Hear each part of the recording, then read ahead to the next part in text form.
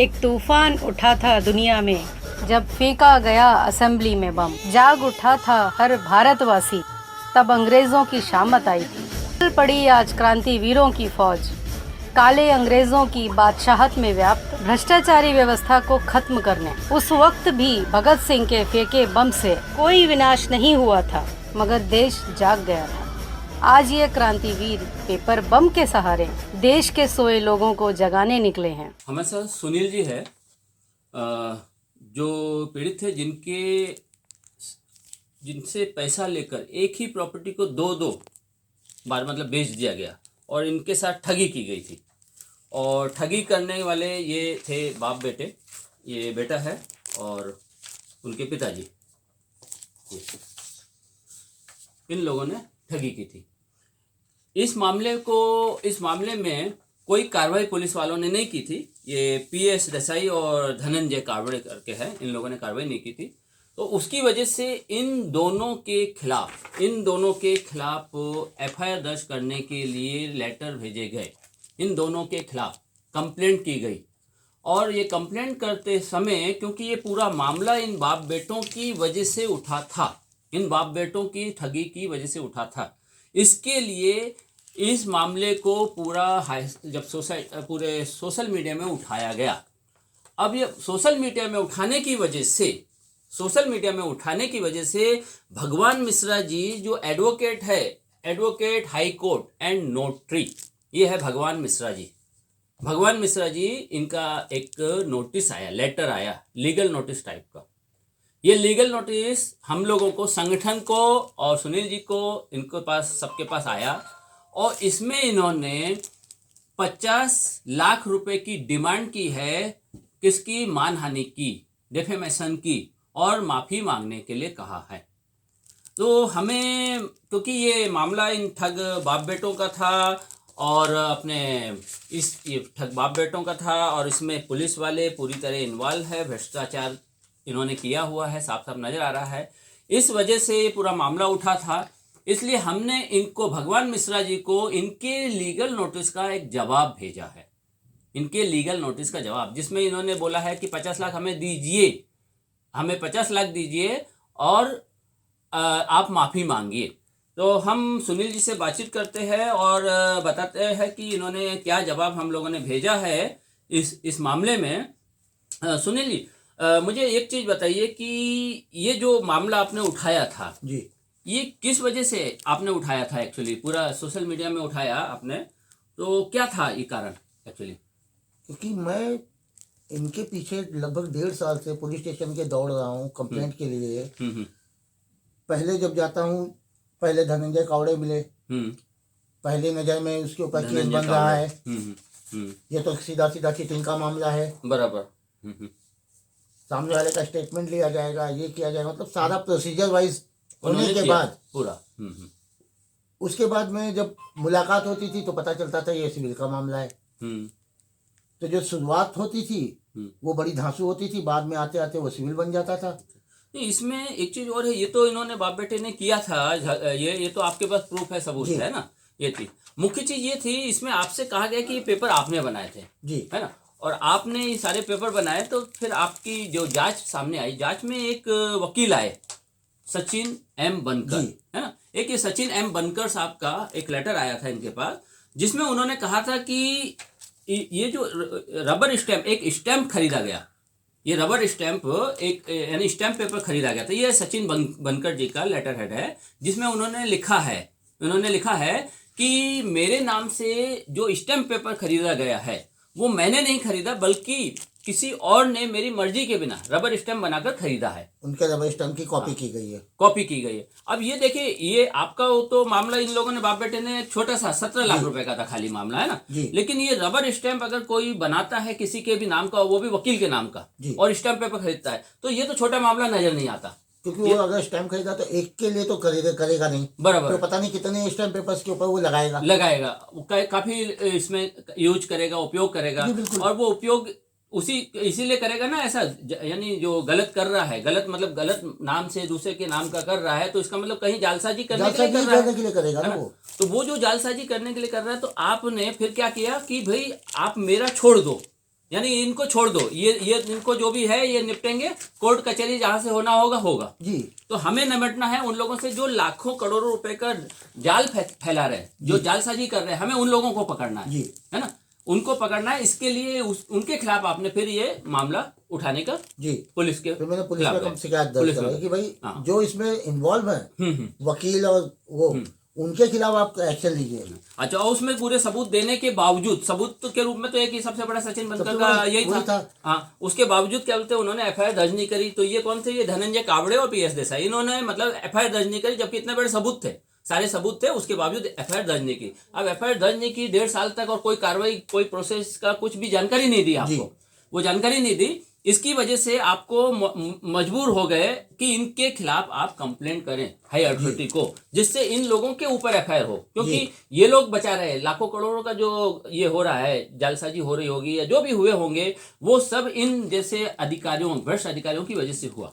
ऐसे तो इसकी वजह से आपने ये पूरा मामला उठाया और आपको एक मानहानि का नोटिस इनकी तरफ से आ गया, भगवान मिश्रा, ये है भगवान मिश्रा की तरफ से नोटिस आ गया जी। अब आपने एक रिप्लाई दिया, तो रिप्लाई में आप हमें बताएंगे क्या क्या लिखा आपने रिप्लाई में? रिप्लाई में यही है कि भाई मैं आपको दिखा देता हूँ। इनके पास हमने कुछ वो दिए हैं कि भाई कुछ मुद्दे डाले हैं। देखिए, मतलब इन्होंने रिप्लाई में ऊपर का इनकी हेडिंग देखिए, विषय जो रिप्लाई दिया है कि आपसी समाधान हेतु प्रस्ताव देने के लिए आभार। मतलब इन्होंने इनको भगवान मिश्रा जी को आभार व्यक्त किया है, भगवान मिश्रा जी को आभार व्यक्त किया। क्या आभार व्यक्त किया है कि आपसी समाधान हेतु प्रस्ताव देने के लिए आभार, साथ ही उचित निष्कर्ष पर पहुंचकर सच्चाई सामने के लिए कुछ प्रस्ताव, मतलब आपकी तरफ से कुछ प्रस्ताव भी उनको गए भगवान मिश्रा जी को।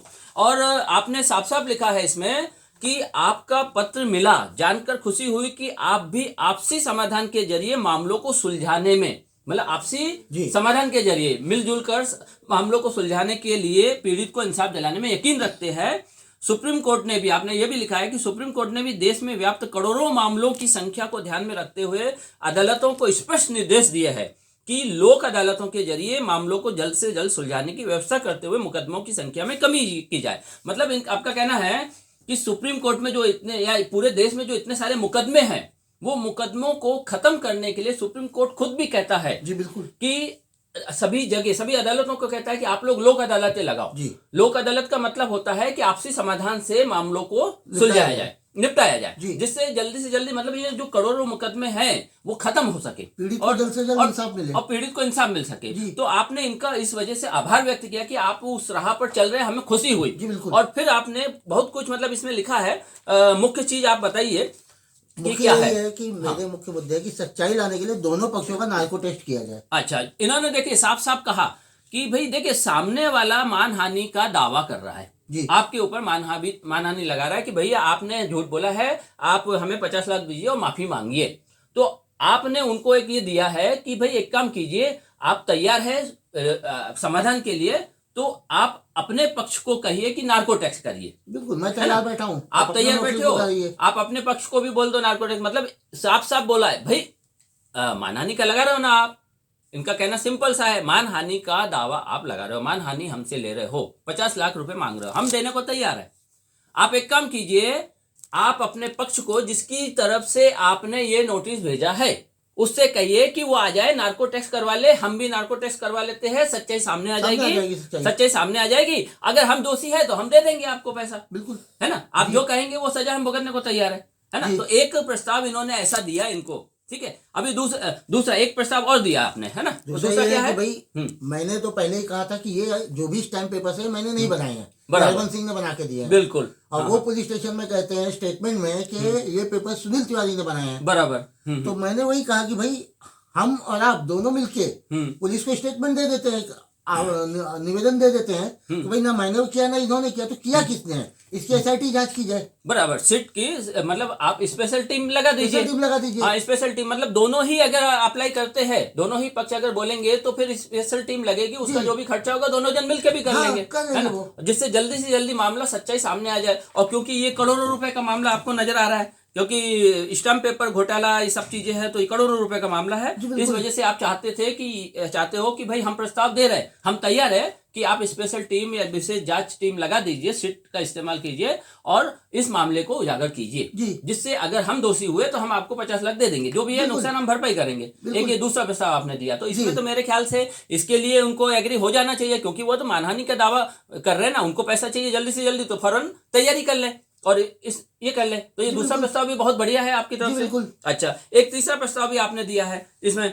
क्या क्या कहा है आपने? मैंने कहा कि भाई 3 जूरी मेरी तरफ से, 3 जूरी उनकी तरफ से। अच्छा अच्छा, मतलब ये देखिए, आप 3 जूरी के सदस्य, मतलब इनको कहा जा रहा है कि आप 3 जूरी के सदस्य अपनी तरफ से ले लीजिए और 3 जूरी के सदस्य हमें तरफ से ले लीजिए, और फिर क्या किया जाए भाई कि हरबंस सिंह, अश्विन सिंह और ओम प्रकाश सिंह, इन तीनों को सामने लाया जाए, इन तीनों की बैंक स्टेटमेंट चेक की जाए, तो बराबर। अपने आप सारा सामने आ जाएगा। मैं मेरा स्टेटमेंट देने को तैयार बैठा हूँ, मेरी भी चेक की जाए बराबर कि किसके पास से कहाँ लेन देन हुआ, क्या गया, पैसा कहाँ निकला। अच्छा अच्छा, मतलब ये देखिए इन्होंने क्या कहा, 3 जूरी के सदस्य आप ले लीजिए, 3 हम ले लेते हैं, और वीडियो कैमरे के सामने ये पूरा करेंगे कि आपके जितने भी लोग इसमें इन्वॉल्व है उनकी पूरी बातचीत, उनके पूरे स्टेटमेंट, उनके बैंक स्टेटमेंट, उनके खाते और जो भी जानकारी उनसे लेनी है ना, वो एक पक्ष दूसरे पक्ष के जूरी के सदस्यों के सामने लेगा, वीडियो कैमरे के सामने, जिससे सारे सवाल जवाब जो भी है वो वहां पर सामने आ जाए और वो पूरा लिखित कर लिया जाएगा। इसी प्रकार के आपके सदस्य, मतलब आपके जूरी के सदस्य हमारे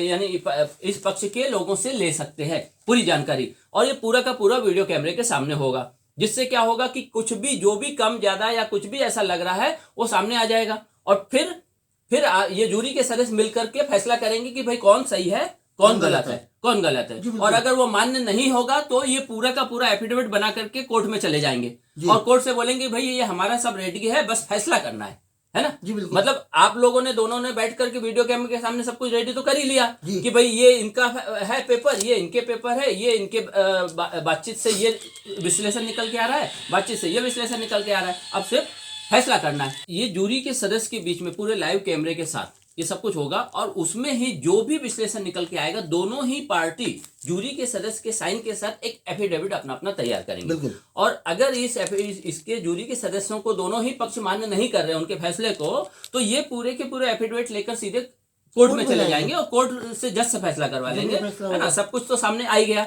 अब सिर्फ फैसला करना बाकी है, तो उसमें जिसको जो वो मिलेगा उसको हम कर लेंगे, ताकि ये सब जल्दी से जल्दी हो जाए। जी बिल्कुल। अच्छा, एक और चौथा आपने एक और पॉइंट दिया है, कुछ प्रस्ताव उनको दिया हुआ है। जी, मेरा ये है कि भाई हरबंस सिंह अपनी पूरी फैमिली का फॉरेंसिक ऑडिट कराएं। बराबर। ओम प्रकाश सिंह जो है उनका पूरा ऑडिट होना चाहिए, उनकी फैमिली का। मैं मेरी फैमिली का पूरा ऑडिट करवा देता हूँ। बराबर। इससे पता चल जाएगा कि भाई किसने कहाँ कैसा पैसा लगाया है, किसने क्या गलत किया, किसने क्या सही किया, वो सारी चीजें, मतलब एक एक पैसे का हिसाब किताब सब सामने आ जाएगा कि आपसे किस तरीके से झूठ बोल के एक ही प्रॉपर्टी को 2-2 बार कैसे बेच दिया गया, या क्या क्या खेल हुआ, ये सारी चीजें सामने आ जाएंगी। देखिए इतना बढ़िया सॉल्यूशन दिया गया है, इतना बढ़िया सॉल्यूशन, और देश में देखिए हमारे देश में कितने केस चल रहे हैं, ये इससे बढ़िया सॉल्यूशन और क्या होगा। हम तो चाहते हैं कि पूरे देश में जो सभी जगह जहां जहां भी ये गलतफहमियों की वजह से जो भी मामले चल रहे हैं वो सब लोग आगे बढ़ें और ऐसे इस तरीके से सॉल्यूशन निकाले, जिससे अदालतों में जो मामले चल रहे हैं, अदालतों में जो केस चल रहे हैं वो खत्म हो, और वकील लोग जो लूट रहे हैं, ये वकील लोग जो है इन लोगों को, क्लाइंट्स को, इन लोगों का शोषण कर रहे हैं, ये शोषण बंद हो।